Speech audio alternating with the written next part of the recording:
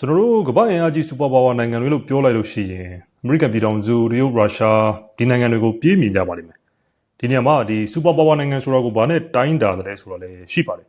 အဲ့ဒါကအများစုကိုတော့စစ်အင်အားနဲ့တိုင်းတာကြတာပါတပ်သားအင်အားဘယ်လောက်ရှိတယ်လဲပြီးတော့နျူကလ িয়ার လက်နက်သူ့မှာပိုင်ထားသလား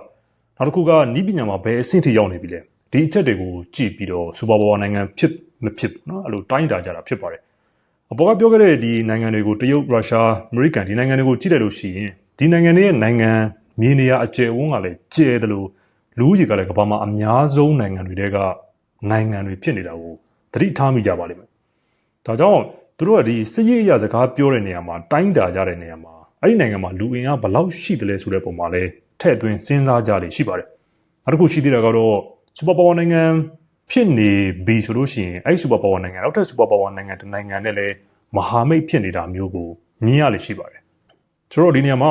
နျူကလ িয়ার လည်းမပိုင်နောက်တစ်ခုကကိုယ်ပိုင်စစ်အင်အားလည်းထင်သလောက်မရှိနောက်တစ်ခုကတိုင်းပြည်ကလည်းတည်တည်ကလေးလူဦးရေကလည်းနည်းဆိုလို့ရှိရင်တော့စူပါပါဝါနိုင်ငံမှာဖြစ်နိုင်မူလားဆိုပြီးတော့လည်းမေးနိုင်တာပေါ့နော်ဒါပေမဲ့ဒီမှာနောက်ထပ်စဉ်းစားချက်တစ်ခုကအဲ့ဒီစူပါပါဝါဆိုတဲ့နိုင်ငံတွေကိုအိတ်ထဲထည့်ထားနိုင်ရောအဲ့ဒီနိုင်ငံကိုဘယ်လိုခေါ်မလဲဆိုတာမျိုးလဲကျွန်တော်တို့မေးခွန်းရှိပါတယ်ဆိုတော့အဲ့ဒီနိုင်ငံမျိုးကိုစဉ်းစားကြည့်စေချင်ပါတယ်ကိုမှကိုယ်ပိုင်စစ်တပ်လည်းမရှိဘူးနျူကလ িয়ার လည်းမရှိဘူးလူဦးရေကလည်းနည်းမယ်တိုင်းပြည်ကလည်းတည်တည်လေးဒါပေမဲ့အမေရိကန်လိုနိုင်ငံမျိုးတကယ်အင်အားကြီးနိုင်ငံကိုအိတ်ထဲထည့်ထားနိုင်တဲ့နိုင်ငံဆိုရင်ဘယ်နိုင်ငံကိုကျွန်တော်တို့ပြေးမြင်ကြမလဲပေါ့နော်အဖြေကတော့ကာတာနိုင်ငံဖြစ်ပါတယ်ဆိုတော့ကျွန်တော်တို့ဒီကြားထဲမှာတော့ရှောက်ကြည့်လိုက်မယ်ဆိုလို့ရှိရင်အီရန်လက်ဘနွန်ဂါဇာအစ္စရေးဆော်ဒီယီမင်ဒီကိစ္စတွေအကုန်လုံးဒီသဘုတ်လို့ရှုပ်ထွေးနေတဲ့ဒီအရှေ့လေပိုင်းပြဿနာတွေကြားထဲမှာနောက်ွယ်ကနေထိုင်ပြီးတော့ညှိနှိုင်းပေးတဲ့သူနောက်တစ်ခုကဒီအဓိကနိုင်ငံရေးသမားတွေအဓိကခေါင်းဆောင်တွေလက်နက်ကင်ခေါင်းဆောင်တွေဒါတွေအကုန်လုံးကိုဩဇာလွှမ်းမိုးမှုရှိတဲ့နိုင်ငံကကာတာနိုင်ငံပါပဲအရှိတဲ့ပြဿနာတွေထဲမှာကာတာလို့ကျွန်တော်တို့ပြောလိုက်လို့ရှိရင်သူကဘယ်ဘက်ကိုမှမပါဘူးကြားနေတယ်နောက်တစ်ခုကအမေရိကန်နဲ့လည်းအဆင်ပြေတယ်တစ်ဖက်မှာဆိုလို့ရှိရင်အီရန်နဲ့လည်းရံမဖြစ်ဘူးဒီဘက်မှာဆော်ဒီနဲ့လည်းစီးပွားမပြတ်ဘူးပေါ့နော်အဲ့ဒီလိုအပြင်အစ္စရေးနဲ့ပါဒီကာတာကတစပွဲတဲ့ထိုင်နိုင်တဲ့နိုင်ငံဆိုပြီးတော့ဒါသူ့ကိုမြင်ကြလေရှိပါတယ်ခုနောက်ဆုံးကျွန်တော်တို့အခုသတင်းတွေမှာတော့ရှောက်မြင်နေရတဲ့အစ္စရေးဟာမတ်ငြိမ်းချမ်းရေးသဘောတူညီမှုထိတောင်မှဒီအမေရိကန်ပုံမှာရောအစ္စရေးပုံမှာရောနောက်တစ်ခုကပါလက်စတိုင်းအုပ်ချုပ်ရေးအဖွဲ့ဟာမတ်တို့အထိကာတာအစိုးရကကာတာနိုင်ငံကဩဇာကြီးတယ်ကိုကျွန်တော်တို့မြင်ရပါတယ်အမေရိကန်ကိုလည်းမကဘဲနဲ့ဒီဘက်မှာဆိုလို့ရှိရင် British ပြည်တရှာဥရောပသမဂ္ဂဒီဘက်မှာဆိုလို့ရှိရင်ဂျပန်တောင်ကိုရီးယားအထိသူကစီးပွားရေးအရာနဲ့လွှမ်းမိုးမှုရှိပြီးတော့ကာတာကိုကျွန်တော်တို့မီဒီယာမှာတော့တိတ်ပေါ်ပေါ်နေမြင်ရလိမ့်မရှိပါဘူးဟာမတ်ခေါင်းဆောင်ကိုကျွန်တော်တို့မေးလို့ရှိရင်လူတွေသိကြပါလိမ့်မယ်အီရန်ခေါင်းဆောင်လို့ပြောရင်တချို့မဆိုင်မတော့ဖြေကြပါလိမ့်မယ်ဆော်ဒီမင်းသားလို့ပြောရင်လက်ညှိုးထိုးပြပါလိမ့်မယ်ဒါပေမဲ့ကာတာရဲ့ခေါင်းဆောင်အခုခေါင်းဆောင်ကဘယ်သူလဲလို့မေးရင်ရုတ်တရက်ဖြေနိုင်ကြလိမ့်မယ်လို့ကျွန်တော်တော့မထင်ပါဘူးကာတာဟာဒီအရှေ့လေပိုင်းကအီရန်နဲ့ဆော်ဒီတို့လိုမျိုးတမိုင်းကြောင်းလဲမကြီးကြပါဘူးပြီးတော့ယဉ်ကျေးမှုလည်းမြင့်တဲ့နိုင်ငံမျိုးမဟုတ်ပါဘူးဒါပေမဲ့ဒီလိုနိုင်ငံကြီးတွေကြားထဲမှာမနေ့တနေ့ကမှကျွန်တော်တို့မျက်စိရှေ့တင်ဒီနိုင်ငံကြီးတွေအားလုံးကိုကြော်ပြီးတော့အမေရိကန်လိုနိုင်ငံမျိုးနဲ့အတူဒီစပွဲဝိုင်းတွေထိတ်ဆုံးမှာထိုင်နိုင်တဲ့အခြေအနေကိုရောက်လာတာဖြစ်ပါတယ်ခုဖြစ်နေတဲ့ဒီအရှေ့လေပိုင်းကပြဿနာတွေမှာကာတာရဲ့အခန်းကဏ္ဍဟာအထိတ်ဆုံးဒီအမြင့်ဆုံးမှာရှိနေတာဖြစ်ပါတယ်ဒါအပြင်ဒီအရှေ့လေပိုင်းနဲ့ဒီပင်လယ်ကွေးကြီးတစ်ခုလုံးရဲ့လုံခြုံရေးနောက်တစ်ခုကစီးပွားရေးနဲ့ပထဝီနိုင်ငံရေးကလည်းဒီကာတာနိုင်ငံအပေါ်မှာမိတီနေတယ်လို့ပြောရင်လုံးဝမထင်ပါဘူးကျွန်တော်တို့ဒီနေ့တော့ဒီကာတာနိုင်ငံဘယ်လိုဖြစ်ပေါ်လာတယ်လဲဘာကြောင့်ဒီနေ့အချိန်တွေထိရောက်လာရတယ်လဲအရှေ့လေပိုင်းနဲ့ပင်လယ်ကွေ့နိုင်ငံရေးမှာကာတာကဘာကြောင့်အရေးပါရတယ်လဲဒီအကြောင်းအရာတွေကိုလေ့လာကြည့်အောင်ပါဗျာ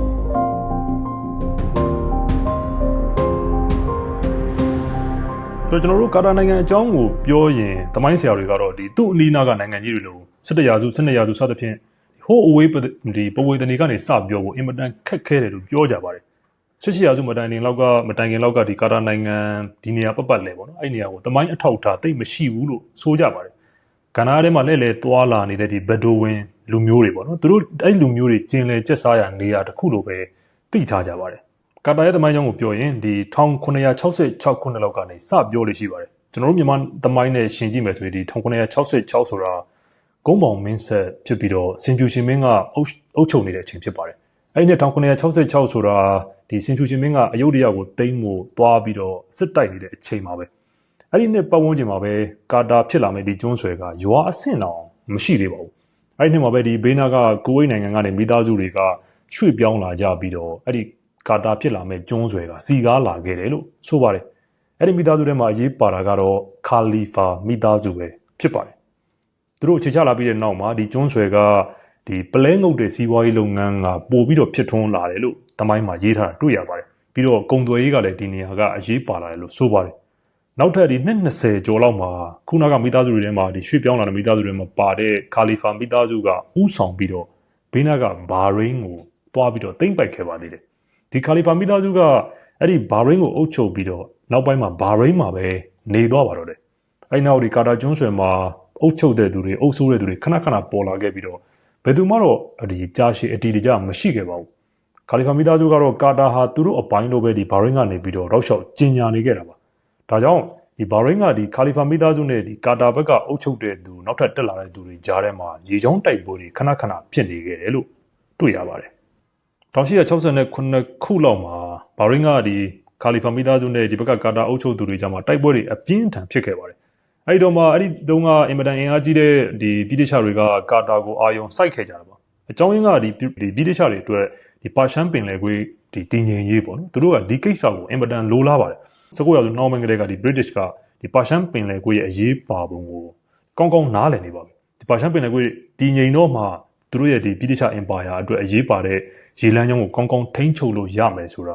ာဒီပြည်တရှာတွေကသဘောပေါက်ပါတယ်ဒါကြောင့်ဒီဒေသမှာကြီးစိုးတဲ့ဒီအုပ်ချုပ်သူတွေကြားမှာစစ်ပွဲတွေဖြစ်မှာကိုဒီ British ကမလိုလားပါဘူးတကယ်တော့ဒီဘာရိန်းကခါလီဖာမိသားစုနဲ့ကာတာကအုပ်ချုပ်သူတွေကြားကတိုက်ပွဲတွေကြောင့်အဲ့ဒီကာလတုန်းကဒိုဟာမြို့ဟာအတော်ပျက်စီးခဲ့တယ်လို့တမိုင်းမှာဖော်ပြပါတယ်အစောပိုင်းမှာပြည်တခြားကဒီကာတာကဘာရိန်းအောက်မှာပဲရှိတယ်လို့ယူဆပြီးတော့သူကဒီကာတာကိစ္စစကားပြောလို့ရှိရင်ဘာရိန်းအုပ်ချုပ်သူတွေနဲ့ပဲဒီခါလီဖာမိသားစုနဲ့ပဲစကားပြောခဲ့တာပါဒါပေမဲ့နောက်ပိုင်းမှာတိုက်ပွဲတွေတောက်လျှောက်ဖြစ်တေကြီးပျက်စီးတာတွေများလာတော့ပြည်တခြားကဘာရိန်းနဲ့ကာတာကိုတီးခြားစီခွဲပြီးတော့အဲ့ဒီမှာဆက်ဆံခဲ့ပါတယ်ဒါဟာကာတာကိုပထမဦးဆုံးအကြိမ်ဘာရိန်းနဲ့ခွဲပြီးတော့အတိအမှတ်ပြုခဲ့တာဖြစ်ပါတယ်ကာတာနဲ့ရောဘာရိန်းနဲ့ပါပြည်တခြားကဆောက်ချုပ်ပြီးတော့ကာတာရဲ့အုပ်ချုပ်သူကိုအဲ့ဒီမှာမိုဟာမက်တာနီအဖြစ်အတိအမှတ်စပြုခဲ့ပါတယ်ကာတာအုပ်ချုပ်သူတွေဘက်ကတော့သူတို့အနေနဲ့ပါရှန်ပင်လယ်ကွေးကတခြားနိုင်ငံတွေကိုမတိုက်ခိုက်ပါဘူးဆိုတော့ဒီဂရိပေးခဲ့ရပါတယ်ကျွန်တော်ပြည်တခြားလိုချင်တာကလည်းဒါပါပဲမင်းတို့ကငါတို့ကာကွယ်ပေးမယ်ရံမဖြစ်နဲ့ရံမစနဲ့ဒီပင်လယ်ကွေးဒေသကိုတည်ငြိမ်အောင်ထားဆိုတဲ့သဘောပါပဲဒါပေမဲ့နောက်ထပ်နှစ်ငယ်လောက်အကြာမှာပဲဒီအော်တိုမန်တွေကဆော်ဒီကိုဝင်သိမ်းပြီးတော့ဒီဆော်ဒီနဲ့တစ်ဆက်တည်းဖြစ်နေတဲ့ကာတာကိုလည်းဆက်သိမ်းပိုက်ခဲ့ပါတယ်1973ခုနှစ်မှာအော်တိုမန်တွေထွက်သွားတော့ကာတာကပြည်တခြားစီကိုပြန်ခိုလုံရပြန်ပါတယ်အဲ့တုန်းကအုပ်ချုပ်သူကရှိတ်ကာဆင်အာတာနီပါအဲ့နောက်ပိုင်းမှာပြည်တခြားနဲ့လက်မှတ်ထိုးပြီးတော့ကာတာဟာပြည်တခြားရဲ့ထိန်းသိမ်းခံနိုင်ငံတစ်ခုဖြစ်သွားပါတယ်ပြည်တခြားတွေကဒီကာတာရဲ့နိုင်ငံသားရေးကိုထိန်းချုပ်ပြီးတခြားဒေသတွင်းကနိုင်ငံတွေကိုလာပြီးမတိုက်ခိုက်ရအောင်လဲကာတာနိုင်ငံဘက်ကနေပြီးတော့ကာကွယ်ပေးခဲ့ပါတယ်1935ခုနှစ်မှာတော့ဒီကာတာဟာအီရတ်ရေနံကုမ္ပဏီနဲ့ရေနံတူးဖော်ဖို့စပြီးတော့လက်မှတ်ထိုးခဲ့တာပါ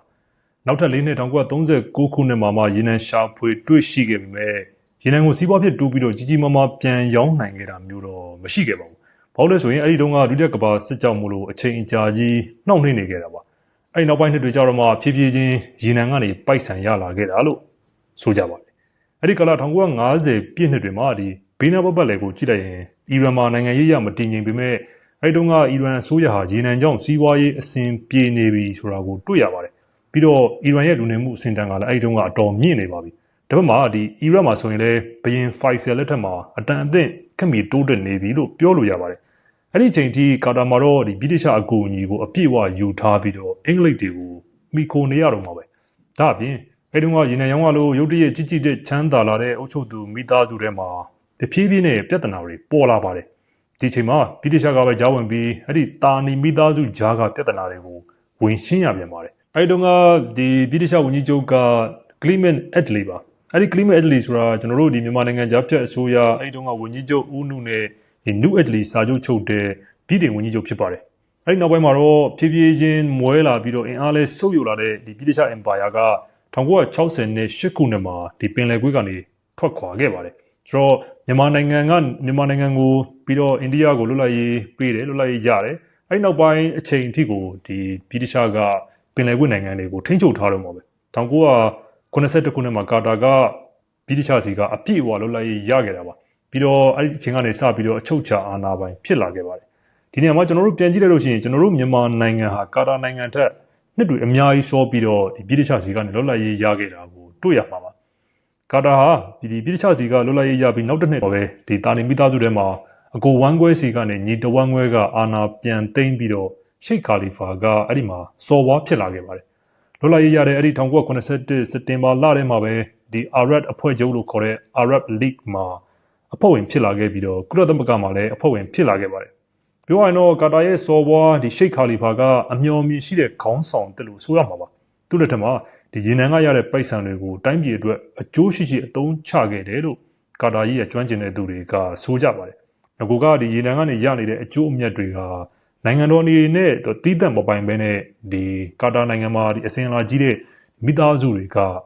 ကခွဲဝေယူကြတာဖြစ်ပါတယ်။ဒါပေမဲ့ဒီရှိတ်ခါလီဖာစော်ဝါဖြစ်လာပြီးတဲ့နောက်ပိုင်းမှာအဲ့ဒီ share တွေအားလုံးကိုသူကနိုင်ငံတော်အနေနဲ့နိုင်ငံပိုင်အနေနဲ့ဝယ်ယူလိုက်ပြီးတော့ဒီရေနံလုပ်ငန်းတွေအကုန်လုံးကိုနိုင်ငံပိုင်အဖြစ်ပြောင်းပြလိုက်ပါတယ်။ပြီးတော့အဲ့ဒီကနေရလာတဲ့ငွေတွေကိုကျောင်းတွေနောက်ပြီးတော့ဆေးရုံတွေအကြီးအကျယ်စောက်ပစ်ပြီးတော့အဲ့ဒီချိန်ကနေစပြီးကာတာမှာလျှက်စစ်မီလေးရလာခဲ့တယ်လို့ဆိုပါတယ်အရင်ရှိခဲ့တဲ့ဒီမင်းကြီးမင်းသားတွေနဲ့ဒီနောက်စော်ဘွားတွေပုံစံမျိုးမဟုတ်တော့ဘဲနဲ့ဝင်းကြီးဌာနတွေစပြီးတော့ဖွဲ့စည်းပါတယ်အဲ့ဒီမှာပြီးတော့သူ့လက်ထက်မှာပထမဦးဆုံးအခြေခံဥပဒေကိုစတင်ရေးဆွဲခဲ့တာပါလွတ်လပ်ရေးရပြီးတော့နောက်ထပ်10နှစ်1980ခုနှစ်မှာတော့ပင်လယ်ကွေ့မှာအင်မတန်အရေးပါလာမဲ့ဒီပင်လယ်ကွေ့ပူးပေါင်းဆောင်ရွက်ရေးကောင်စီ Gulf Cooperation Council GCC ကိုအိန္ဒိချင်းပင်လယ်ကွေ့နိုင်ငံတွေနဲ့အတူကာတာကတီထောင်ခဲ့ပါတယ်ဒီနိုင်ငံတွေကတော့ဆော်ဒီ၊ကူဝိတ်၊ UAE ကာတာ၊ဘာရိန်းနဲ့အိုမန်တို့ပါပဲဒီနေရာမှာကျွန်တော်တို့အလင်းသင်းတို့ထဲပြောရရင်ဒီပင်လယ်ကွေ့ပူးပေါင်းဆောင်ရွက်ရေးကောင်စီကိုတီထောင်ခဲ့တဲ့ရည်ရွယ်ချက်အကြောင်းကစိတ်ဝင်စားစရာကောင်းပါတယ်ဘာလို့လဲဆိုအဲ့ဒီအဖွဲ့တီထောင်တဲ့ကာလကအရှိလေပိုင်းမှာနိုင်ငံရေးအရာစစ်ရေးအရာအလုတ်အခတ်ဆုံးအချိန်လို့ပြောရမှာပါအရှိလေပိုင်းကြောင့်စိတ်ဝင်စားကြတဲ့သူတွေဆိုလို့ရှိရင်1989အီရန်တော်လှန်ရေးကိုမှတ်မိကြမှာပါအီရန်မှာအယာတိုလာကွန်မြူနီတကူထွာလာတာနဲ့အတူနောက်တစ်နှစ်မှာအီရန်အီရတ်စစ်ပွဲတွေစတင်ခဲ့တာပါဒီလိုမျိုးပင်လယ်ကွေ့နဲ့အရှေ့လေပိုင်းမှာစစ်ရေးအရာမတည်ငြိမ်မှုတွေဖြစ်လာတာကြောင့်မို့လို့ဒီပင်လယ်ကွေ့နိုင်ငံတွေအနေနဲ့လုံခြုံရေးအရာကြိုတင်ပြင်ဆင်မှုဆုံးဖြတ်ခဲ့ကြတာဖြစ်ပါတယ်ဒီကောင်စီရဲ့ရွေးချက်တွေထဲမှာကောင်စီဝင်နိုင်ငံတွေအားလုံးကာကွယ်ရေးအစီအမံလုပ်ဖို့ကအဓိကအချက်ဖြစ်ပါတယ်1990ပင်လယ်ကွေ့စစ်ပွဲဒီဖြစ်တဲ့အချိန်မှာကာတာကဆဒမ်ဟူစိန်ရဲ့ဒီအီရတ်တပ်တွေကိုကူဝိတ်ကနေမောင်းထုတ်ဖို့အပြည်ပြည်ဆိုင်ရာတပ်တွေနဲ့အတူပူးပေါင်းပါဝင်ခဲ့ပါတယ်ဆဒမ်ဟူစိန်ကဘာကြောင့်ကူဝိတ်ကိုကျူးကျော်ခဲ့တယ်လဲဆိုတဲ့အကြောင်းကိုတော့ကျွန်တော်ဒီခါစီတော့ပြန်ပြများထဲမှာအပြည့်အစုံပြောထားတာရှိပါတယ်ဒီနေရာမှာကာတာဟာဒီပင်လယ်ကွေ့စစ်ပွဲမှာဘာကြောင့်ပါခဲ့တယ်လဲပြီးတော့အဲ့ဒီပင်လယ်ကွေ့စစ်ပွဲဟာဘာကြောင့်အရေးကြီးတယ်လဲဆိုတဲ့အချက်ကိုကျွန်တော်တို့ကြည့်အောင်ပါအဲ့ဒါကအဲ့ဒီတုန်းကဒီစစ်သွေးဆောင်နေတဲ့ဆဒမ်ဟူစိန်ကသူ့ဘိန်းကနိုင်ငံငယ်လေးဖြစ်တဲ့ကူဝိတ်ကိုသာသိမ်းနိုင်ခဲ့လို့ရှိရင်အဲ့ဒီကနေဒီဘက်ကိုတစ်ဆက်ဆက်တဲ့ဘာရိန်းအဲ့ဒီကနေကာတာနိုင်ငံအထိရောက်လာနိုင်တယ်လို့တွက်ကြတာပါတကယ်တော့ဒီကာတာရောကူဝိတ်ရောဒီနိုင်ငံတွေကအီရန်စစ်ပွဲတုန်းကဒီအီရတ်ဘက်ကနေတောင်သူကဝင်ကူပေးခဲ့သေးတာပါဒါပေမဲ့ဆဒမ်ဟူစိန်တပ်တွေကူဝိတ်ကိုဝင်သိမ်းတဲ့အချိန်မှာတော့ကာတာအနေနဲ့အနောက်နိုင်ငံတွေရဲ့အားကိုယူမှရတော့မယ့်အခြေအနေကိုရောက်လာပါတော့တယ်ဒီ1990နဲ့တခုနှစ်ဇန်နဝါရီမှာဆော်ဒီနယ်စပ်ကိုထိန်းရမယ့်စစ်ပွဲထဲမှာကာတာကစပြီးတော့ကာတာစစ်တပ်ဝင်ပါခဲ့ပါတယ်ကာတာအနေနဲ့နိုင်ငံပေါင်းစုံပါဝင်တဲ့စစ်ပွဲထဲမှာဒါပထမဦးဆုံးချိန်ပါဝင်တာလည်းဖြစ်ပါတယ်ဒီကနေဆော်ဒီနဲ့အတူသူ့ရဲ့မဟာမိတ်အမေရိကန်နဲ့ပါပို့ပြီးတော့ရင်းနှီးတဲ့စစ်ဆန်ရေးကိုတိစောက်နိုင်ခဲ့တယ်လို့ဆိုကြပါတယ်အဲဒီနောက်ပိုင်းမှာဒီကာတာဟာမဟာမိတ်ပူးပေါင်းတပ်ဖွဲ့တွေထဲမှာပို့ပြီးတော့တွတ်တွတ်လွတ်လွတ်ဖြစ်လာတာကိုတွေ့ရပါတယ်ပင်လယ်ကွေ့စစ်ပွဲကာလကတည်းကကာတာမှာအခြေစိုက်ခဲ့တဲ့ဒီအမေရိကန်လေတပ်ဟာခုချိန်ထိအရှေ့လေပိုင်းမှာအခြေစိုက်ထားတဲ့အမေရိကန်ရဲ့အကြီးဆုံးလေတပ်စခန်းပဲဖြစ်ပါတယ်လက်ရှိမှာကာတာနိုင်ငံထဲမှာအမေရိကန်ရဲ့အကြီးဆုံးလေတပ်စခန်းတစ်ခုအပါအဝင်အမေရိကန်စစ်သားပေါင်း1000နဲ့အရှေ့လေပိုင်းနဲ့ပင်လယ်ကွေ့တွေမကဘဲနဲ့ကမ္ဘာမှာတောင်မှအကြီးဆုံးဗဟိုကုတ်ကဲရေးဌာနအဖြစ်သတ်မှတ်ကြပါတယ်ပြီးတော့ UK ရဲ့ဘရင်လေတပ်ကလည်းကာတာမှာရှိပါတယ်ပြီးတော့တူရကီရဲ့အခြေစိုက်တပ်စခန်းလည်းကာတာမှာရှိပါတယ်အမေရိကန် UK နဲ့နေတိုးတပ်ဖွဲ့တွေရှိတဲ့တခြားဒေသတွင်းနိုင်ငံတွေဖြစ်တဲ့ဒီဆော်ဒီ UAE ဘာရိန်းအိုမန်ကူဝိတ်နောက်အီရတ်တူရကီဒီနိုင်ငံတွေနဲ့ရှင်လိုက်လို့ရှိရင်ကာတာဟာနိုင်ငံခြားစစ်တပ်အများဆုံးအခြေစိုက်တဲ့နိုင်ငံဖြစ်ပါတယ်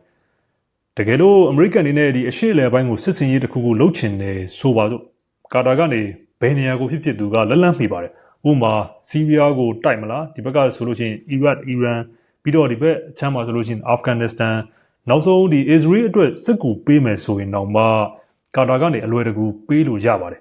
ဒီနေရာမှာကာတာနိုင်ငံလွတ်လပ်ရေးရတဲ့1982ခုနှစ်ကနေဒီဘက်ကာတာဒုတိယအာဏာသိမ်းမှုဖြစ်တဲ့1995ခုနှစ်ကြားမှာအဲ့ဒီကာလအတွင်းမှာကာတာရဲ့ အင်မတန်ဒီလျင်မြန်တဲ့တိုးတက်မှုကိုကျွန်တော်တို့ခြံထားခဲ့လို့မရပါဘူးပင်လယ်ကွေ့နိုင်ငံအများစုကိုကျွန်တော်တို့ကြည့်လိုက်လို့ရှိရင်ရေနံကြောင့်ချမ်းသာကြွယ်ဝလာကြတယ်ဆိုပြီးကျွန်တော်တို့ရေပုံးရသိကြပါတယ်ဒါပေမဲ့ကာတာနိုင်ငံတဟုန်ထိုးချမ်းသာလာတာကတော့ရေနံတစ်ခုလေးကြောင့်မဟုတ်ပါဘူးသူချမ်းသာလာတဲ့အဓိကအကြောင်းရင်းက LNG ကြောင့်ဖြစ်ပါတယ်ဒီဗြိတိရှကြီးကနေလွတ်လပ်ရတဲ့1980ခုနှစ်မှာကာတာနဲ့အီရန်ဒီနှစ်နိုင်ငံကြားမှာသဘာဝဓာတ်ငွေတွင်းကြီးကိုသူတို့ရှာဖွေတွေ့ရှိခဲ့တာပါနှစ်နိုင်ငံကြားဆိုပေမဲ့ကာတာဘက်မှာပိုများပြီးတော့အဲ့ဒီသဘာဝဓာတ်ငွေတွင်းရဲ့3ပုံ2ပုံလောက်ကိုကာတာဘက်ကပိုင်ပါတယ်ဒီသဘာဝဓာတ်ငွေတွင်းကိုမြောက်ပိုင်းတောင်ပိုင်းခွဲထားပြီးတော့ကာတာဘက်ကမြောက်ပိုင်းအီရန်ဘက်ကတောင်ပိုင်းအနေနဲ့ရှိပါတယ်ကာတာဘက်ကပိုင်တဲ့ဒီမြောက်ပိုင်းသဘာဝဓာတ်ငွေတွင်းဟာတစ်ကမ္ဘာလုံးမှာရှိတဲ့သဘာဝဓာတ်ငွေရဲ့9ပုံ1ပုံလောက်ရှိတယ်လို့တော့မှဆိုပါတယ်ကမ္ဘာမှာရှာဖွေတွေ့ရှိသမျှဓာတ်ငွေတွင်းထဲမှာအကြီးဆုံးဖြစ်ပါတယ်ဒီချက်ကကမ္ဘာမှာသဘာဝဓာတ်ငွေအများဆုံးပိုင်ဆိုင်တဲ့နိုင်ငံတွေထဲမှာရုရှားကပထမဒုတိယကအီရန်နဲ့ကာတာကတတိယဖြစ်လာပါတယ်စတုတ္ထကမှာအမေရိကန်ပါဒါပေမဲ့အစောပိုင်းမှာဒီကာတာအစိုးရကရေနံမဟုတ်ဘဲနဲ့သဘာဝဓာတ်ငွေတွေတွေ့တယ်ဆိုပြီးတော့တော်တော်စိတ်ကြက်ခဲ့ကြတယ်လို့တော့မှဆိုကြပါတယ်ဒီကာလကကျွန်တော်တို့အခုချိန်နဲ့မတူဘဲနဲ့ကမ္ဘာမှာအဲ့ဒီတုန်းကဒီရေနံကိုပဲအများဆုံးသုံးနေကြတာဖြစ်လို့သဘာဝဓာတ်ငွေကဝယ်သူလည်းမရှိနောက်တစ်ခုကတနေရာကနေတနေရာကိုတည်ယူပို့ဆောင်မှုအတွက်အင်မတန်လေးစရိတ်ကြီးတာကြောင့်မလို့ဒီကာတာနိုင်ငံအနေနဲ့နိုင်ငံခြားကိုရောင်းချတင်ပို့ဖို့အတွက်လည်းအဆင်မပြေခဲ့ဘူးလို့သိရပါတယ်ပြီးတော့နောက်တစ်ချက်ကဓာတ်ငွေဖြစ်လို့အရေးထပ်ပို့ပြီးတော့နေရာစားတာကြောင့်မလို့အဲ့ဒီဓာတ်ငွေကိုအရေးဖြစ်အောင်ပြောင်းပြီးတော့ဓာတ်ငွေရည် LNG ဖြစ်အောင်လုပ်ပြီးတင်ပို့ဖို့ကာတာကကြိုးပမ်းခဲ့ပါတယ်ဒါပေမဲ့အဲ့ဒီကာလတုန်းကဓာတ်ငွေဝယ်ယူမဲ့ဝယ်လဲလဲမရှိသေးလို့တင်ပို့စရိတ်ကလည်းအဆမတန်များနေသေးလို့ဒီကာတာဟာအဲ့ဒီသဘာဝဓာတ်ငွေတင်ကိုလက်လျှော့ခဲ့ရတာဖြစ်ပါတယ်ဒီမှာတစ်ခုရှိသေးတာကအဲ့ဒီတုန်းကတည်းကဥရောပနိုင်ငံတွေကဒီတည်ယူစရိတ်လည်းနဲ့ပိုပိုပဲရတဲ့ရုရှားနော်ဝေနဲ့နယ်သာလန်နိုင်ငံတွေစီကနေပြီးတော့ဓာတ်ငွေတွေဝယ်သုံးနေပါပြီဒီချက်ကနောက်တစ်ချိန်မှာဒီကျွန်တော်ဆောင်းပါးထဲမှာအရေးပါလာမှာပါနောက်ပိုင်းမှာဥရောပရဲ့ဓာတ်ငွေဈေးကွက်ကကာတာအတွက်ဘလို့အရေးပါလာတယ်ဆိုတော့ကျွန်တော်ဆက်ပြီးတော့ပြောပါမယ်အဲ့တုန်းကတော့ကာတာဟာပစ္စည်းလက်ဝယ်ရှိပြီးတော့ဝယ်လည်းမရှိဘဲနဲ့ရွှေထုတ်ကြီးပိုက်ပြီးငုတ်တုတ်ထိုင်နေရတယ်လို့ဖြစ်နေပါတယ်ဒါပေမဲ့1996ဝန်းကျင်လောက်မှာထိုင်ဝမ်တောင်ကိုရီးယားနဲ့ဂျပန်တို့ကသဘာဝဓာတ်ငွေလိုအပ်ချက်တွေအင်မတန်များလာတာကြောင့်မို့လို့ကာတာအတွက်တော့မုတ်စိတ်ပြားဆွဲဖြစ်လာပါတယ်ပြောရရင်တော့ဒါကလည်းအုပ်ချုပ်သူအပြောင်းအလဲနဲ့ဓာတ်ရိုက်ပတ်သက်နေပါတယ်ပထမအချိန်အာနာသိန်းတုန်းကဒီအကိုတဝင်းခွဲစီကနေပြီးတော့အာနာသိန်းခဲ့တဲ့ရှိတ်ဟာလီဖာကိုသူသားရှိတ်ဟာမက်ကတစ်ကြိမ်ပြန်ပြီးတော့အာနာသိန်းပြန်ပါတယ်ဒါပေမဲ့သူတို့အာနာသိန်းတာကဒီစစ်တပ်အာနာသိန်းတို့လိုမျိုးမဟုတ်ဘဲနဲ့နန်းတွင်းအာနာသိန်းမှုတွေဖြစ်ပြီးတော့လူထုပေါ်မှာတက်ရောက်မှုတော့တိတ်ကြီးကြီးမားမားမရှိပါဘူးအဲ့တုန်းကဇော်ဘွားဖြစ်တဲ့ရှိတ်ခါလီဖာကဆွစ်ဇာလန်နိုင်ငံကိုခရီးသွားနေတော့သူသားဒီရှိတ်ဟာမက်ကတခြားမင်းကြီးမင်းသားတွေအကုန်လုံးပေါင်းပြီးတော့တော်ဝင်မိသားစုတွေနဲ့ဒီအာနာသိန်းလိုက်တာဖြစ်ပါတယ်တကယ်တော့အဲ့ဒီအာနာသိန်းလိုက်တဲ့ရှိတ်ဟာမက်ကလည်းအရှင်မွေးနေချင်းကြီးဖြစ်လာတာတော့မဟုတ်ပါဘူးသူကငကိုကလေးကဒီကာတာရဲ့စီးပွားရေးဘဏ္ဍာရေးကာကွယ်ရေးတွေကိုကင်တွယ်နေခဲ့တာတော့ကြာပါပြီ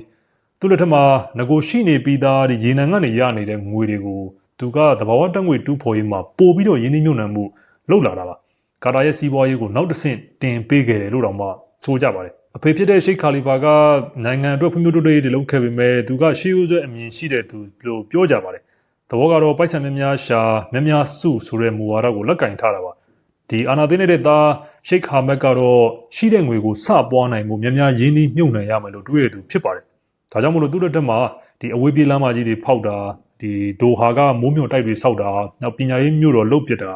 ာနောက်ပြတိုက်တွေဖွင့်တာအတိအကျဆုံးကတော့နိုင်ငံတကာကိုထိုးဖောက်တဲ့ရင်းနှီးမြှုပ်နှံမှုတွေလုပ်ခဲ့တာဖြစ်ပါတယ်အဲ့ဒီထက်ကအထူးခြားဆုံးအချက်ကတော့1998ခုနှစ်မှာကာတာလေကြောင်းလိုင်းကိုစတင်တည်ထောင်ခဲ့တာပဲဖြစ်ပါတယ်ကျွန်တော်တို့အခုချိန်မှာဒီကာတာလေကြောင်းလိုင်းကကမ္ဘာအဆင့်နဲ့တိုင်းမြင်ဆိုလို့ရှိရင်အဆင့်9000မှာရှိပါတယ်အကြီးဆုံးလေကြောင်းလိုင်းတွေထဲကတစ်ခုပါပြီးတော့အဲ့ဒီသူ့လက်ထက်မှာပဲခုတစ်ကမ္ဘာလုံးအတိုင်းအတာနဲ့သတင်းထုတ်လွှင့်နေတဲ့ Al Jazeera သတင်းဌာနကိုလည်းတည်ထောင်ခဲ့တာဖြစ်ပါတယ်ပြီးတော့ငကိုကရေနံကိုပဲအဓိကအာယုံစိုက်နေရကနေပြီးတော့ဒီသဘာဝဓာတ်ငွေကိုပိုးပြီးအာယုံစိုက်ခဲ့တာပါပြီးတော့သူကဈေးကွက်တစ်တွေကိုလည်းချက်ထွင်ခဲ့တာဖြစ်ပါတယ်သဘာဝဓာတ်ငွေတူဖော်ရေးလုပ်ငန်းနဲ့ပတ်သက်တဲ့အခြေခံစောင့်အုံတွေနည်းပညာတွေကိုလည်းအဆင့်မြင့်ခဲ့ပါတယ်ပြီးတော့အဲဒီကနေဒီထိုင်ဝမ်တောင်ကိုရီးယားနဲ့ဂျပန်တို့ကိုဓာတ်ငွေရည်တွေတင်ပို့ခဲ့တာဖြစ်ပါတယ်ဒီ2006ခုနှစ်မှာကာတာနိုင်ငံဟာကမ္ဘာမှာသဘာဝဓာတ်ငွေတင်ပို့မှုအများဆုံးနိုင်ငံဖြစ်လာခဲ့ပြီးတော့ကမ္ဘာအချမ်းသာဆုံးနိုင်ငံတွေထဲကတစ်ခုလည်းဖြစ်လာခဲ့ပါတယ်ရှိတ်ခါမဲရဲ့အမြင်ကဒီသဘာဝဓာတ်ငွေနဲ့ရေနံဟာသဘာဝအရင်းမြစ်တွေဖြစ်တာကြောင့်မို့လို့နောက်တစ်ချိန်မှာပြဿနာရှိလာနိုင်တယ်ဆိုပြီးတော့သူကမြင်ပါတယ်ဒါကြောင့်သူကကမ္ဘာအနှံ့ရင်းနှီးမြှုပ်နှံမှုများများလုပ်နိုင်ဖို့အားတန်ပါတယ် ကမ္ဘာအနှံ့ကသူ့ပိုင်ဆိုင်မှုတွေကိုပြောရရင်ကုန်မှာမဟုတ်ပါဘူး။ UK မှာရှိတဲ့အင်မတန်ဈေးကြီးတဲ့တစိမ့်တွေကြီးပဲရောင်းတဲ့ Harrods Store ဆိုင်တိုင်းကိုကာတာအစိုးရကပိုင်ပါတယ်။ပြီးတော့လန်ဒန်မှာရှိတဲ့ Shah Tower, Heathrow လေဆိပ်ရဲ့ share အများစုပြီးတော့လန်ဒန်မှာဟိုတယ်ပေါင်းမြောက်များစွာကိုလည်းကာတာအစိုးရကပိုင်ပါတယ်။ အမေရိကန်မှာဆိုရင်တော့ကျွန်တော်တို့လူတိုင်းသိကြတဲ့ Empire State အဆောက်အုံရဲ့ share အများစုကိုလည်းကာတာကပိုင်ပါတယ်။ Las Vegas မှာရှိတဲ့ City Center ပြီးတော့အမေရိကန်စီကဝယ်ယူခဲ့တဲ့ Boeing လေယာဉ်အများစုရဲ့တန်ဖိုးကလည်းအမေရိကန်ဒေါ်လာ96ဘီလီယံတန်ကြီးတောင်မှရှိပါတယ်။ဒါကြောင့်လည်း Donald Trump စီးမဲ့ Air Force One ကိုကာတာကလက်ဆောင်ပေးမယ်လို့ပြောခဲ့တာဖြစ်ပါတယ်။ပြည်သူ့မှာဆိုရင်တော့ဒီစွမ်းအင်ကုမ္ပဏီတော်တော်များကိုကာတာအစိုးရကပိုင်ဆိုင်တယ်လို့ဘောလုံးကလပ်အသင်း PSG ကလည်းကာတာနိုင်ငံပိုင်ပဲဖြစ်ပါတယ်။ဂျာမနီမှာဆိုရင်ဒီ Volkswagen ကား share တွေပိုင်တာ Deutsche Bahn မှာ share တွေအများကြီးပိုင်တာနောက်ထပ်ဆွစ်ဇာလန်နိုင်ငံမှာပိုင်တဲ့ဟိုတယ်တွေလည်းရှိပါသေးတယ်။အိန္ဒိယမှာလည်းနည်းပညာပိုင်းမှာရင်းနှီးမြှုပ်နှံမှုတွေဘီလီယံချီလုပ်ထားပါတယ်။2022ခုနှစ်ကမ္ဘာ့ဖလားကျင်းပခွင့်ကို2010တုန်းကရခဲ့တာကလည်းအဲ့ဒီရှိတ်ဟာမက်လက်ထက်တုန်းကဖြစ်ပါတယ်။ဒီလိုမျိုးစီးပွားရေးအင်အားမှာအချမ်းသာဆုံးနိုင်ငံတစ်နိုင်ငံဖြစ်လာခဲ့တယ်လို့အရှေ့အလယ်ပိုင်းနဲ့ပင်လယ်ကွေ့မှာလည်းသူ့ရဲ့နိုင်ငံရေးဩဇာကတဖြည်းဖြည်းနဲ့တက်လာပါတယ်။အဲဒါကြောင့်နိုင်ငံချင်းချင်းကြားဒါမှမဟုတ်အစိုးရအနေနဲ့တပုံတွေကြားမှာဆွေးနွေးမှုတွေလုပ်ခဲ့လို့ရှိရင်ကာတာရဲ့ဂျားဝင်စေ့စပ်မှုကအင်မတန်အရေးပါလာပါတယ်။2009ခုနှစ်တုန်းကဒီယီမင်နိုင်ငံကဆော်ဒီကိုထောက်ခံတဲ့အစိုးရနဲ့အီရန်ထောက်ခံတဲ့ဟူသီတပုံတွေကြားကတွဲဆုံမှုကိုနောက်ွယ်ကနေစီစဉ်ပေးခဲ့တာကလည်းကာတာပဲဖြစ်ပါတယ်။ဒါပေမဲ့အဲဒီတုန်းကသူလုပ်ခဲ့တဲ့ကိစ္စတွေအကုန်လုံးအဆင်ပြေခဲ့တာမျိုးတော့မဟုတ်ပါဘူး။ကျွန်တော်တို့ပြန်ကြည့်လိုက်လို့ရှိရင်2011ဒီအရှေ့လက်ဘက်မှာအာရပ်နွေဦးဖြစ်တော့ကာတာအတွက်အခွင့်အလမ်းသစ်တွေပေါ်လာတာကိုကျွန်တော်တို့တွေ့ရပါတယ်။လက်ပြမှာဒီဂဒါဘီစန့်ကျင်ရေးဒေါ်လာရေးတပ်ဖွဲ့တွေကိုအဓိကထောက်ပံ့ပေးခဲ့တာကလည်းကာတာပဲဖြစ်ပါတယ်။ငွေကြေးအပြင်သူကလက်နက်တွေပါထောက်ပံ့ပေးခဲ့တာပါပြီးတော့အဲဒီတုန်းကဆီးရီးယားမှာအာဆတ်အစိုးရနဲ့အတိုက်ခံတွေကိုဒီဂျာဝင်စစ်ဆက်ပေးခဲ့တာကလည်းကာတာပဲဖြစ်ပါတယ်ဒါပေမဲ့ဒီ2012လောက်မှာသဘောတူညီမှုတွေအဲ့ဒါတွေအကုန်လုံးပျက်စီးသွားခဲ့ပြီးတော့အာဆတ်အစိုးရကိုဒီဘက်ကနေပြီးတော့ပုံကန်ကြတဲ့အခါလဲဒီအဖွဲ့တွေကိုနောက်ကနေထောက်ပံ့တဲ့အထက်မှာလဲကာတာကအဓိကနေရာကနေပါပါတယ်တစ်ဖက်မှာတော့ဒီမွတ်စလင်ညီနောင်တွေဥဆောင်တဲ့အီဂျစ်ကဒီမိုဟာမက်မော်စီအစိုးရကိုကာတာကထောက်ခံနေပြီးတော့ဒေါ်လာဘီလီယံပေါင်းများစွာထောက်ပံ့ပေးခဲ့တာတွေ့ရပါတယ်2012ခုနှစ်မှာမိုဟာမက်မော်စီအနိုင်ရခဲ့တာကလည်းကာတာရဲ့အဓိကထောက်ပံ့မှုတွေကြောင့်ဆိုပြီးတော့မှပြောကြပါတယ်1990ပင်လယ်ကွေ့စစ်ပွဲနောက်ပိုင်းမှာဒီကိုစစ်တပ်ကိုယ်တိုင်ပါဝင်တိုက်ခိုက်တာမျိုးမရှိတော့ပေမဲ့ကာတာဟာအရှေ့လယ်ပိုင်းကအစိုးရစန့်ကျင်ရေးအဖွဲ့တွေတဘုံအဖွဲ့တွေကိုငွေအင်အားလက်နက်အင်အားထောက်ပံ့တဲ့အဓိကတိုင်းပြည်တစ်ခုအနေနဲ့ပါဝင်ခဲ့တာကိုတွေ့ရပါတယ်ဒီအပြောင်းအလဲကြီးကြီးမားမားတွေလုပ်ခဲ့တဲ့ရှိတ်ခါမက်ကသူ့အသက်62နှစ်2013ခုနှစ်မှာတော့သူ့သားရှိတ်ဒါမင်းကိုအရိုက်အရာလွှဲပေးခဲ့ပါတယ်အဲ့ဒီအချိန်ဒီရှိတ်ဒါမင်းကအသက်33နှစ်ပဲရှိပါသေးတယ်ပြောရရင်တော့ကာတာသမိုင်းမှာအာနာသိန်းတာမျိုးမဟုတ်ဘဲနဲ့သားကိုအဖေကနေပြီးတော့လိုလားလားအာနာလွှဲပေးတာဖြစ်လို့အဲ့ဒီကိစ္စကိုဒီနေ့ထိတောင်မှပြောစမှတ်ပြုကြပါတယ်ယာရုစယူချင်းမှာပဲရှိတ်ဒါမင်းကအခက်အခဲပေါင်းများစွာနဲ့စပြီးတော့ရင်ဆိုင်ရပါတော့တယ်အဲ့ဒါကတော့အရင်တုန်းကဒီကာတာကနေထောက်ခံပေးခဲ့တဲ့လက်ပြားနဲ့ဆီးရီးယားကဒေါ်လာရေးတပ်ဖွဲ့တွေအကုန်လုံးဖျို့ဖျဲဖြစ်ကုန်ပြီးတော့တိုင်းပြည်လေးစုပ်ပြတ်တက်ကုန်ကြပါတယ်တစ်ဖက်မှာကာတာကတောက်လျှောက်ထောက်ခံခဲ့တဲ့ဒီအီဂျစ်ကမွတ်စလင်ညီနောင်အစိုးရမိုဟာမက်မော်စီလည်းအာနာသိမ်းခံရပါတယ်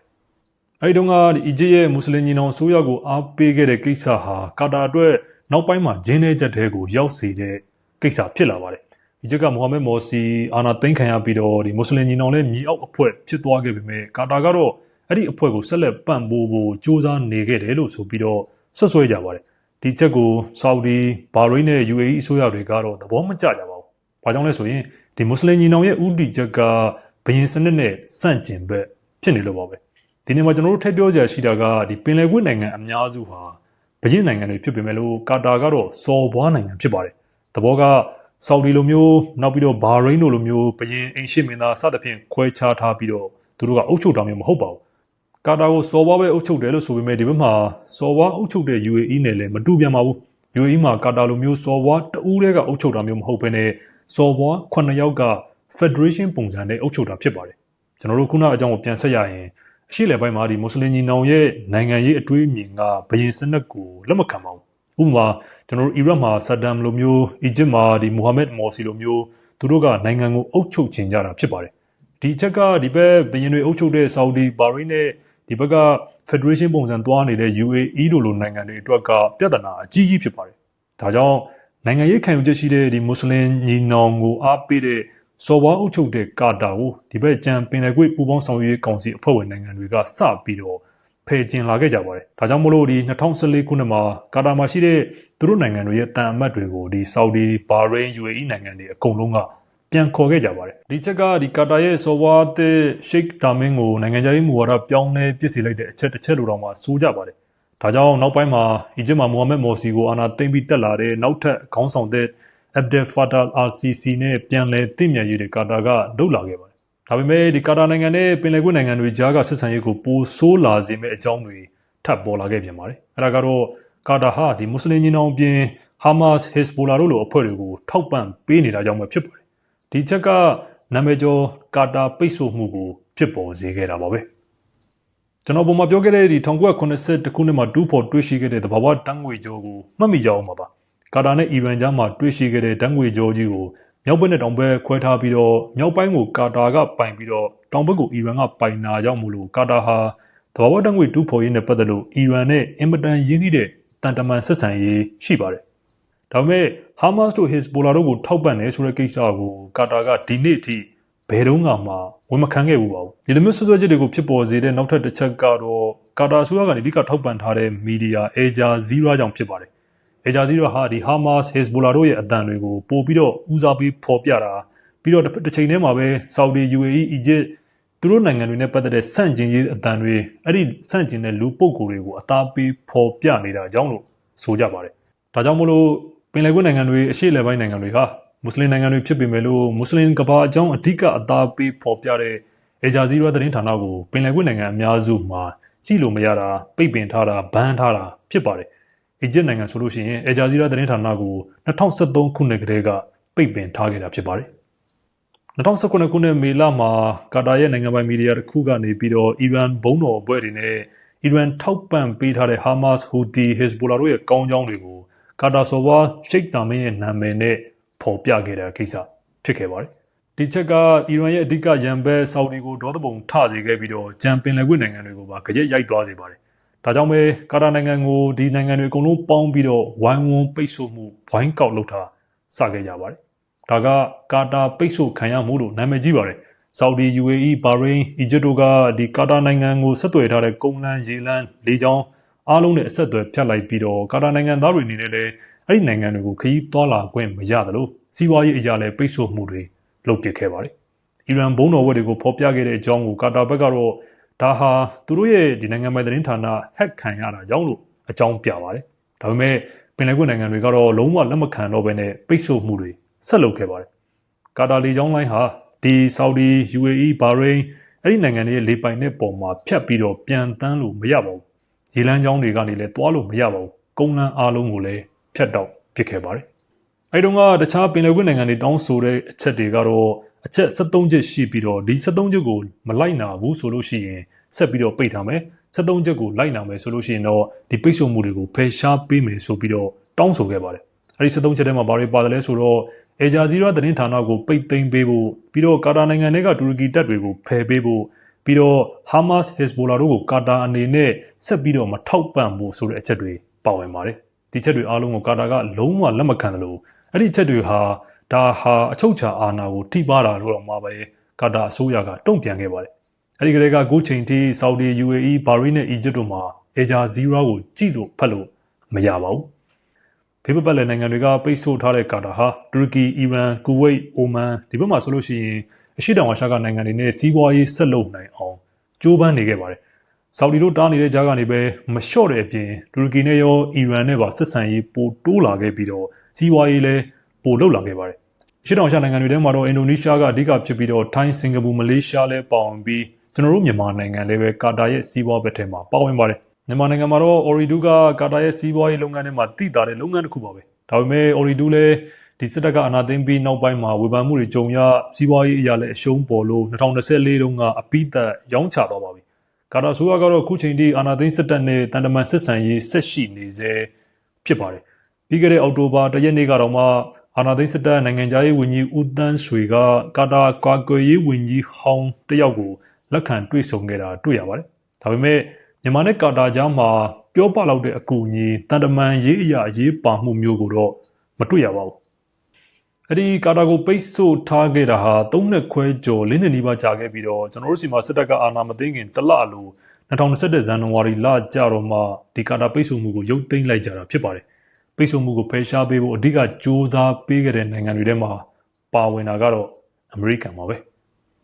အမေရိကန်ရဲ့အမြင်ကတော့ရှင်းပါတယ်ဒီပင်လယ်ကွေ့နိုင်ငံတွေကြားမှာပြဿနာတက်နေတာကိုသူကမလိုချင်ပါဘူးဘာကြောင့်လဲဆိုရင်တစ်ဖက်မှာအီရန်ကိုအထိန်အထေလှုပ်ထားနိုင်မှုအတွက်ဒီပင်လယ်ကွေ့နိုင်ငံတွေညီညွတ်နေမှဖြစ်မယ်လို့အမေရိကန်ကမြင်ပါတယ်ဒါကြောင့်ကာတာပိတ်ဆို့မှုကိုဖယ်ရှားနိုင်ရေးကူဝိတ်ရဲ့အကူအညီနဲ့အမေရိကန်ကတောက်လျှောက်ကြိုးပမ်းနေခဲ့တာပါ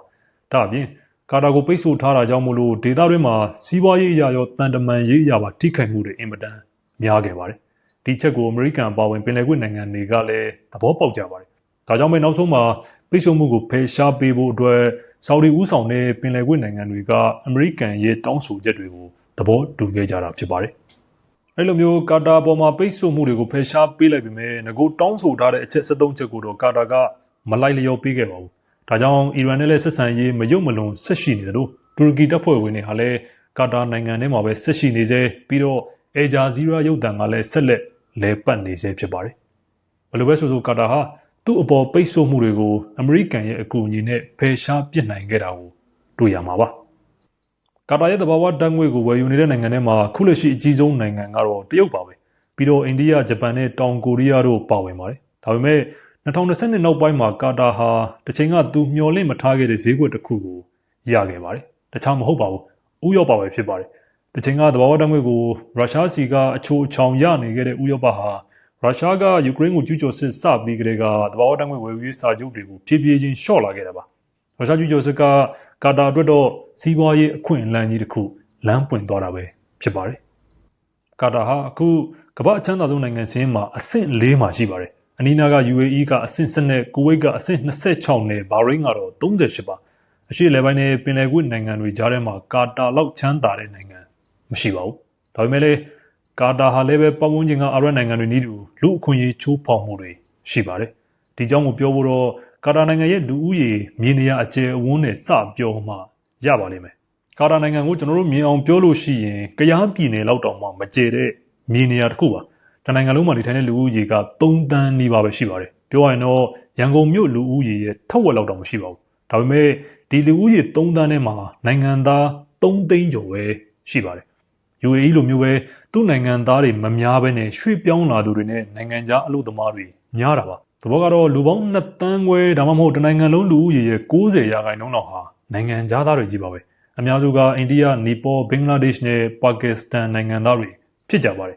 ကာတာနဲ့ပတ်သက်လို့ပြောရင်အလုပ်သမားအခွင့်အရေးချိုးဖောက်မှုကိုအဓိကထည့်ပြောကြတယ်ရှိပါတယ်အထူးတလဲနာမည်ကြီးသွားတာကတော့2020ကမ္ဘာဖလားအတွက်ထောင်တောင်းချီတဲ့နိုင်ငံခြားကအလုပ်သမားတွေခေါ်ရာကနေစပါတယ်အလုပ်သမားတွေကို passport တင်ထားပြီးတော့လိုအပ်ခနဲ့မမြောက်အောင်ခိုင်းတာလုပ်ငန်းခွင်သိဆုံးမှုတွေထိခိုက်ဒဏ်ရာရမှုတွေအတွက်မဖြေရှင်းပေးတာလုပ်အပ်ခခေါင်းပုံဖြတ်တာတွေပြဿနာပေါင်းတောင်းချုပ်ထောင်ပါပဲတစ်ဖက်မှာကာတာဟာဒီအေဂျာဇီရာလိုမျိုးကမ္ဘာအနှံ့ဖြန့်ကျက်သတင်းတင်ဆက်တဲ့သတင်းဌာနကြီးတစ်ခုကိုထောက်ပံ့နေပေမဲ့သူ့ပြည်တွင်းမှာတော့လွတ်လပ်စွာပြောဆိုခွင့်လွတ်လပ်စွာစုဝေးခွင့်မရှိပါဘူးဒါကြောင့်အေဂျာဇီရာသတင်းဌာနမှာအရှေ့အလယ်ပိုင်းနိုင်ငံတိုင်းကလူခွင့်ရေးချိုးဖောက်မှုတွေဘာသာရေးတင်းကျပ်မှုတွေအမျိုးသမီးအခွင့်အရေးချိုးဖောက်မှုတွေကိုတောက်လျှောက်မြင်ရမှာဖြစ်ပေမဲ့ကာတာနဲ့ပတ်သက်လို့တော့ဒီလိုသတင်းမျိုးတွေကိုမြင်ရကြားရမှာမဟုတ်ပါဘူးခုနောက်ပိုင်းမှာဆိုရင်အစ္စရေးဂါဇာရေးမှာကာတာဆိုတဲ့နာမည်ကိုခဏခဏကြားလာရတာသတိထားမိကြပါလိမ့်မယ်ကာတာကြောင်းဝင်စစ်ဆက်ပြီးတယ်ကာတာနဲ့ဒေါ်နယ်ထရမ့်ရဲ့အရှေ့အလယ်ပိုင်းကိုယ်စားလှယ်တို့တွေ့ကြတယ်ဟာမတ်စ်ကိုယ်စားလှယ်တွေကာတာကိုရောက်တယ်စသဖြင့်အများကြီးပါပဲယ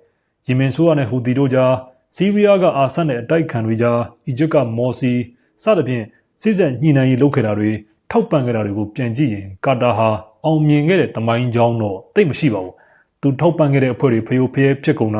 ာမိုဟာမက်မော်စီဘဝပြတ်သွားတာနောက်ယီမင်ဆိုးရနဲ့ဟူသီခုချိန်ထိမပြေလည်သေးတာခုအစ္စရေးဂါဇာအရေးမှာလည်းဘယ်လိုဆက်ဖြတ်အောင်မဲဆိုတာကိုတော့မသိရသေးပါဘူးကာတာနိုင်ငံဟာ1990ပင်လယ်ကွေ့စစ်ပွဲနောက်ပိုင်းမှာကိုယ်တိုင်စစ်ဝင်မတိုက်ဖဲနဲ့ရှောင်နေခဲ့ပေမဲ့ဒီနှစ်နောက်ပိုင်းတွေမှာတော့ကိုယ်တိုင်တိုက်ခိုက်ခံလာရပါတယ်အဲ့ဒါတော့2025ဒီနှစ်ဒီဇွန်လကအီရန်တိုက်ခိုက်မှုနဲ့စက်တင်ဘာလကအစ္စရေးရဲ့တိုက်ခိုက်မှုတွေပါပဲအစ္စရေးကိုဝင်ကူတဲ့အနေနဲ့ဒီအီရန်ရဲ့နျူကလ িয়ার တန့်စင်ရေးအဆောက်အအုံတွေကိုဘုံကျဲခဲ့တဲ့အမေရိကန်ကိုတုံ့ပြန်တဲ့အနေနဲ့ဒီပြီးခဲ့တဲ့ဇွန်လကကာတာနိုင်ငံထဲမှာရှိတဲ့အမေရိကန်ရဲ့ဒေသစခန်းကိုအီရန်က မဆိုင်ဒုံးကြီးတွေနဲ့တိုက်ခိုက်ခဲ့တာပါကာတာဘက်ကကြားဖြတ်ဖျက်ချနိုင်ခဲ့ပြီးတော့အပြစ်အစီအထိခိုက်တော့မရှိခဲ့ပါဘူးအီရန်ကတော့ဒီတိုက်ခိုက်မှုဟာကာတာကိုတိုက်ခိုက်တာမဟုတ်ဘဲနဲ့အမေရိကန်ကိုတိုက်ခဲ့တာဖြစ်ပြီးဒီတိုက်ခိုက်မှုကိုကာတာအစိုးရကိုအသိပေးထားခဲ့ပြီးသားလို့ပြောခဲ့ပါတယ်ပြီးခဲ့တဲ့စက်တင်ဘာလတုန်းကတော့ကာတာနိုင်ငံဒိုဟာမြို့မှာဟာမတ်စ်ခေါင်းဆောင်ပိုင်းတွေတဲခိုနေတယ်လို့ယူဆရတဲ့နေရာကိုအစ္စရေးကမစ်ဆိုင်ဒုံးတွေနဲ့တိုက်ခိုက်ခဲ့ပါတယ်အဲဒီတိုက်ခိုက်မှုကြောင့်ဟာမတ်စ်အဖွဲ့ဝင်9ယောက်သေဆုံးခဲ့ပြီးတော့စစ်ဆက်ညှိနှိုင်းရေးမှာအရေးပါတဲ့ဟာမတ်စ်ထိပ်ပိုင်းခေါင်းဆောင်တစ်ယောက်လည်းပါဝင်ပါတယ်ကာတာလုံခြုံရေးတပ်ဖွဲ့ဝင်တအူးလည်းသေဆုံးခဲ့ပါတယ်ပြောရရင်တော့ဒါဟာပင်လယ်ကပူးပေါင်းဆောင်ရွက်ရေးကောင်စီ GCC အဖွဲ့ဝင်နိုင်ငံတနိုင်ငံကိုပထမဦးဆုံးအကြိမ်အစ္စရေးကတိုက်ခိုက်ခဲ့တာလည်းဖြစ်ပါတယ်ဒါအပြင်အပြစ်ခတ်ရစဲရေးပြီးတော့စစ်ဆက်ညှိနှိုင်းရေးလုပ်နေတဲ့နိုင်ငံရဲ့မြို့တော်ကိုအစ္စရေးကတိုက်ခိုက်ခဲ့တာလည်းဖြစ်လို့ဒါဟာနေတန်ယာဟုအနေနဲ့မလုပ်သင့်တဲ့အလုပ်စီးကြော်တဲ့အလုပ်တစ်ခုအဖြစ်အမေရိကန်ကရှုမြင်ပါတယ်နေတန်ယာဟုကလည်းဒီအကြောင်းကိုနောက်ပိုင်းမှာအမေရိကန်ကိုပြန်တောင်းပန်ခဲ့ရပါတယ်ဒါပေမဲ့အစ္စရေးရဲ့အဲ့ဒီတိုက်ခိုက်မှုဟာအမေရိကန်အတွက်အရှေ့အလယ်ပိုင်းမှာအမျက်ထွက်စေခဲ့တယ်လို့ကာတာအတွက်လည်းဒေသတွင်းမှာလုံခြုံရေးနဲ့ကာကွယ်ရေးမှာနောက်တစ်ဆင့်တက်သွားစေပါတယ်အဲ့ဒါကအမေရိကန်နဲ့ကာတာနိုင်ငံကြားမှာလုံခြုံရေးကာကွယ်ရေးစာချုပ်တစ်ခုချုပ်နိုင်ခဲ့တာပဲဖြစ်ပါတယ်ပြီးခဲ့တဲ့စက်တင်ဘာ29ရက်နေ့ကဒေါ်နယ်ထရမ့်ကကာတာနိုင်ငံရဲ့လုံခြုံရေးအတွက်လို့ဆိုပြီးတော့သမ္မတအမိန့်တစ်ခုကိုလက်မှတ်ထိုးထုတ်ပြန်ခဲ့ပါတယ်ဒီအမိန့်ရဲ့အဓိကအချက်ကတော့ကာတာကိုဘယ်နိုင်ငံကမဆိုတိုက်ခိုက်လာမယ်ဆိုရင်အဲ့ဒီတိုက်ခိုက်မှုဟာအမေရိကန်ကိုတိုက်ခိုက်တာပဲလို့မှတ်ယူမယ်ဆိုတာပါကာတာကိုထိပါလာတဲ့ဘယ်နိုင်ငံကိုမဆိုတန်တမာရေးအရာရောစီးပွားရေးအရာရောလိုအပ်လာရင်စစ်ရေးအရာရောအမေရိကန်ကအရေးယူသွားမယ်လို့ထုတ်ပြန်ခဲ့ပါတယ်သဘောကတော့ကာတာကိုထိရင်အမေရိကန်ကသူ့ကိုထိတာပဲလို့သတ်မှတ်လိုက်တာဖြစ်ပါတယ်ဒေါ်နယ်ထရမ့်ထုတ်ခဲ့တဲ့အဲ့ဒီစာချုပ်မျိုးလိုပဲအမေရိကန်အနေနဲ့လှုပ်ထားတဲ့နောက်ထပ်သဘောတူမှုတစ်ခုရှိပါတယ်အဲ့ဒါက NATO အဖွဲ့ပါဒါဟာအရှေ့အလယ်ပိုင်းနဲ့ပင်လယ်ကွေ့မှာကာတာရဲ့အခန်းကဏ္ဍကနောက်တစ်ဆင့်ရောက်သွားတာဖြစ်တယ်လို့အမေရိကန်အနေနဲ့လည်းခြေလှမ်းကျယ်ကြီးတစ်ခုလှမ်းလိုက်တာလို့ရှုမြင်ကြပါတယ်အီရန်တို့တော့တစ်ချိန်ကစီးပွားဘက်ဘေးချင်းကပ်လျက်ကာတာဟာအိမ်မက်ဆိုးဖြစ်လာပါတော့တယ်ဒေါ်နယ်ထရမ့်ရဲ့အဲ့ဒီလုံခြုံရေးသဘောတူညီမှုကိုအစ္စရေးရဲ့ဝါဒဖြန့်သတင်းစာတွေကတော့ပြင်းပြင်းထန်ထန်ဝေဖန်ရေးသားကြပါတယ်ဒါဟာအမေရိကန်အနေနဲ့ဟာမတ်စ်ကိုမျက်နှာသာပေးလိုက်တာလို့တော့မှဆိုကြပါတယ်။ဘာကြောင့်လဲဆိုရင်ကာတာမှာဟာမတ်စ်အခြေစိုက်ရုံးရှိသလိုဟာမတ်စ်ခေါင်းဆောင်တွေကျင်လည်ကျက်စားရနေရလဲဖြစ်လို့ပါပဲ။ဒီချက်ကနေတန်ယာဟုအမြဲတမ်းပြောနေတဲ့ဟာမတ်စ်တွေဘယ်နေရာမှာနေလုံခြုံမှာမဟုတ်ဘူးဆိုတဲ့အချက်ကိုလည်းလှောင်ပြောင်းသလိုဖြစ်သွားပါတယ်။တစ်ဖက်မှာထရမ့်ရဲ့ဒီလိုရက်ကိုအမေရိကန်လက်ယာယိမ်းနိုင်ငံရေးသမားတွေနဲ့ American First မာဂါသမားတွေကလည်းလုံးဝမကြိုက်ကြပါဘူး။ကာတာဆိုတာမဟာမိတ်မဟုတ်ပဲချင်းချောင်မှုတစ်ခုဖြစ်တယ်လို့တော့မှဆိုကြပြီးတော့တစ်ချိန်လုံး American First အော်နေပြီးဘာကြောင့်သူများနိုင်ငံရေးမှာဝင်ပါရတယ်လဲဆိုပြီးတော့ဝေဖန်နေကြပါတယ်။တကယ်လို့ကာတာမှာရှိနေတဲ့ဟာမတ်စ်တွေကိုအစ္စရေးကနောက်တစ်ချိန်သာတိုက်ခိုက်ခဲ့ရင်အမေရိကန်ကအစ္စရေးကိုတိုက်မှာလားဆိုတဲ့မေးခွန်းကိုလည်းမေးနေကြပါတယ်။ပင်လယ်ကွေ့စစ်ပွဲပြီးကတည်းကကိုယ်တိုင်တစ်ခါမှစစ်ဝင်မတိုက်ခဲ့ဘူးတဲ့အပြင်အိန္ဒိယနိုင်ငံတွေကနှစ်တော်ကြာပိတ်ဆို့ခဲ့ပြီးတော့ဝိုင်းပယ်ခံခဲ့ရတဲ့ကာတာနိုင်ငံဟာကမ္ဘာအင်အားကြီးနိုင်ငံတွေကြားတပုတ်အလိုရှုပ်ထွေးနေတဲ့အရှေ့အလယ်ပိုင်းနိုင်ငံရေးမှာချင်းချင်းလည်လည်နဲ့ကမ္ဘာအချမ်းသာဆုံးထိပ်သီးနိုင်ငံတွေကတစ်ခုအဖြစ်ရပ်တည်နေတာဖြစ်ပါတယ်။အစ္စရေးဂါဇာအရေးအပြောင်းအလဲတွေဖြစ်ရတဲ့အဓိကအကြောင်းရင်းထဲမှာလည်းကာတာရဲ့အခန်းကဏ္ဍကတစ်ခုအပါဝင်ပါပဲ။ကာတာဟာအမေရိကန်လိုတရုတ်လိုရုရှားလိုလူဦးရေအများကြီးမရှိနျူကလ িয়ার လက်နက်လည်းမရှိပြီးတော့ကရားပြည်နယ်တဲ့သေးတဲ့နိုင်ငံတစ်နိုင်ငံဖြစ်ပေမဲ့ကမ္ဘာအင်အားကြီးနိုင်ငံတစ်ခုလိုတော့မှပြောရမှာဖြစ်ပါတယ်ခင်ဗျာ။အစားဆုံးနားဆင်ပေးကြတာကျေးဇူးတင်ပါတယ်အားလုံးအဆင်ပြေကြပါစေဗျာ။